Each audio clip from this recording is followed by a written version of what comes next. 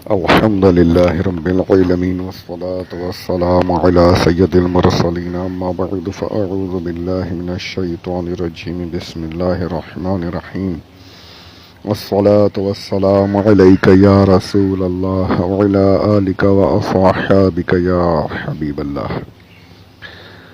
السلام علیکم ورحمۃ اللہ وبرکاتہ. آپ سبھی کی محبت اور پسند کرنے کے لیے آپ کا مشکور ہوں. پچھلے دو آڈیوز کو آپ نے کافی پسند فرمایا ہے. انشاءاللہ آپ کی امیدوں پر پورا اترنے کی کوشش کرتا رہوں گا. ہمارے تفسیر کے سلسلے کو آگے بڑھاتے ہیں. پارہ پہلا ہے الف لام میم، سورہ دوسری البقرہ، آیت نمبر 40. یہودیوں کا بیان چل رہا تھا، اس پر ان کی جو نعمتیں انہیں عطا کی گئیں وہ میں نے ذکر کی. انہیں اس بات کا جو حکم دیا گیا کہ یا بنی اسرائیل اذکروا نعمتی التی انعمت علیکم، تم پر جو خاص طور پر نعمتیں، یہ خاص طور پر ان کے لیے جو نعمتیں، اس کا ذکر کیوں کیا گیا ہے؟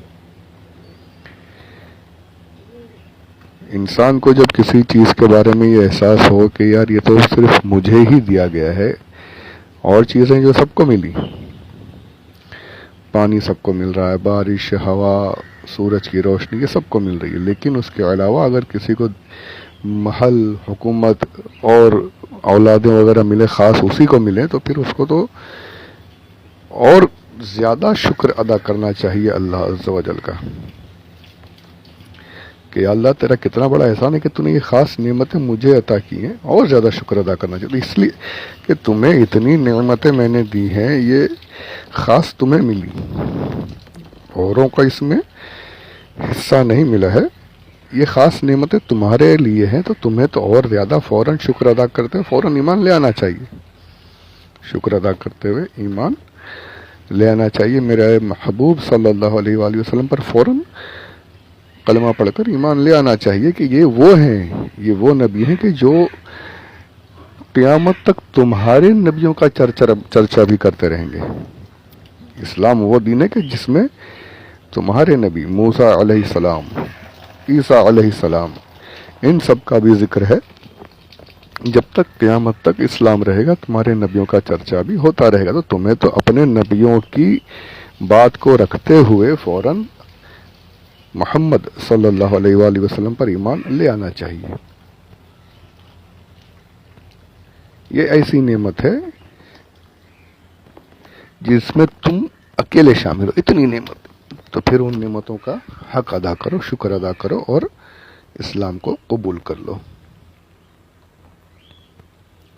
اب یہاں پر ایک بات بڑی پیاری تفسیر نعیمی میں مفتی احمد یار خان نعیمی علیہ رحمہ فرماتے ہیں کہ حضور اکرم صلی اللہ علیہ وآلہ وسلم سمجھ لیجئے کہ تمام نعمتوں کی اصل نعمت ہے، اور یہ کسی ایک کے لیے نہیں، ہر ایک کے لیے الگ الگ طریقے سے آپ نے بتایا کہ اس طریقے سے فلاں کے لیے نعمت، اس طریقے سے اس کی.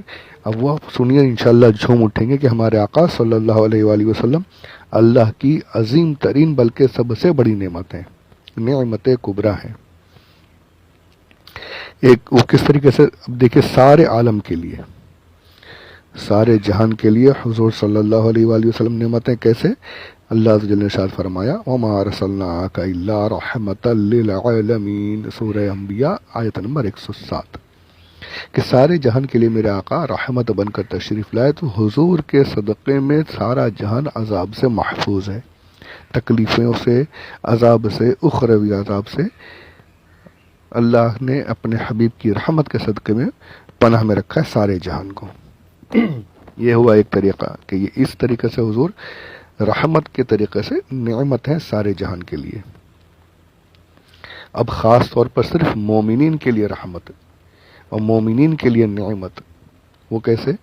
ارشاد پاک ہے بالمؤمنین رؤوف الرحیم، ہے نا، وہ مشہور ہے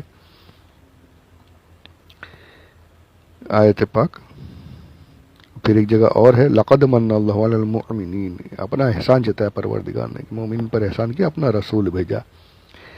تو مومنین کے لیے رحمت اور مومنین کے لیے نعمت، خاص صرف مومنین کے لیے. تو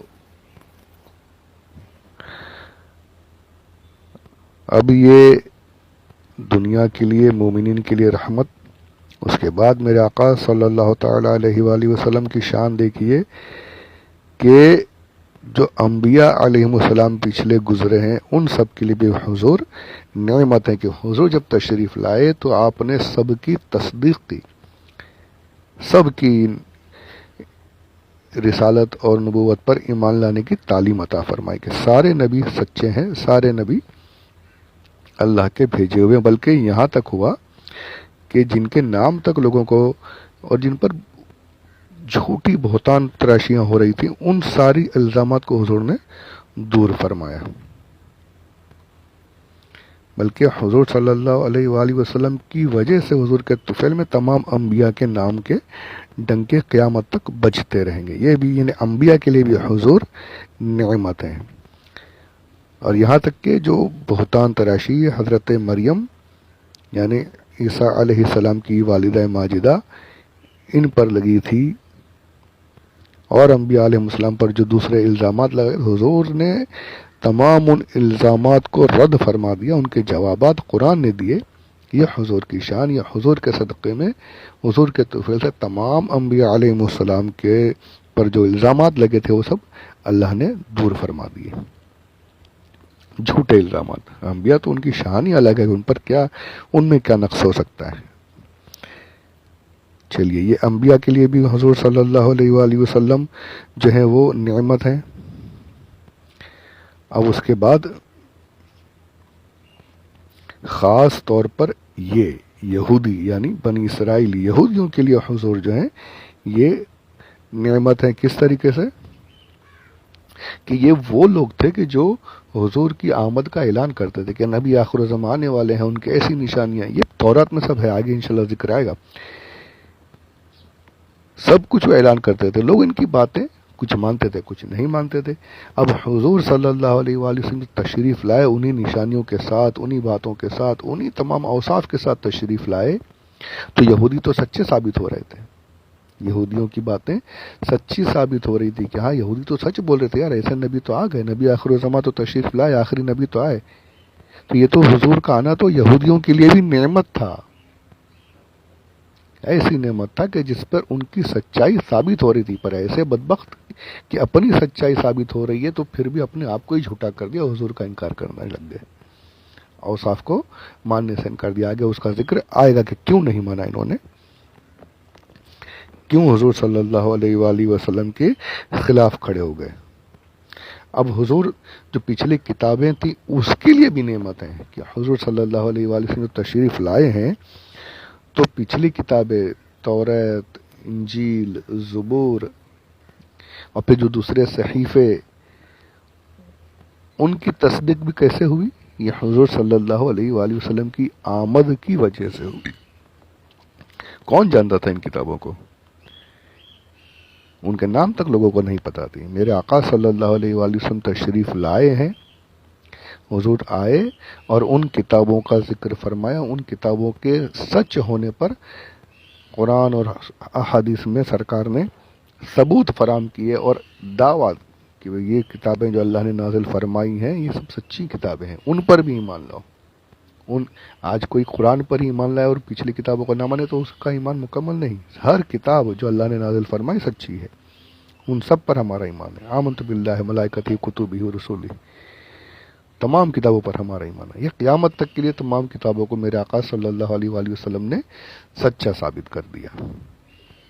تو یہ حضور کتابوں کے لیے بھی. تو یہ میرے آقا صلی اللہ علیہ وآلہ وسلم کی شان وہ ذات کے تمام عالم کے لیے، نبیوں کے لیے، مومنین کے لیے، بنی اسرائیل کے لیے، ہر ایک کے لیے حضور اللہ کی نعمت ہے. اسی لیے کہا جاتا ہے کہ میرے آقا محمد مصطفیٰ صلی اللہ علیہ وآلہ وسلم اللہ کی سب سے بڑی نعمت ہیں، نعمت کبریٰ ہیں، الحمدللہ۔ تو حضور کرم صلی اللہ علیہ وسلم کے صدقے و طفیل میں اللہ نے ہمیں وہ شان عطا فرمائی کہ ہمیں ایسے نبی کا امتی بنایا ہے، تو ہمیں بھی اپنے آپ کو سمجھنا چاہیے کہ ہم کس کے امتی ہیں، ہم کیا ہیں۔ ہمیں اس پیارے نبی صلی اللہ علیہ وآلہ وسلم کے بتائے ہوئے راستے پر چلنے کی کوشش کرنی چاہیے، اور اسی طریقے سے جس طریقے سے انہوں نے بتایا اپنی زندگی کو گزارتے ہوئے اللہ کی عبادتوں میں لگے رہنا چاہیے۔ دنیا اور آخرت دونوں جہان کی کام جو ہیں سرکار کی سنت کے مطابق کریں۔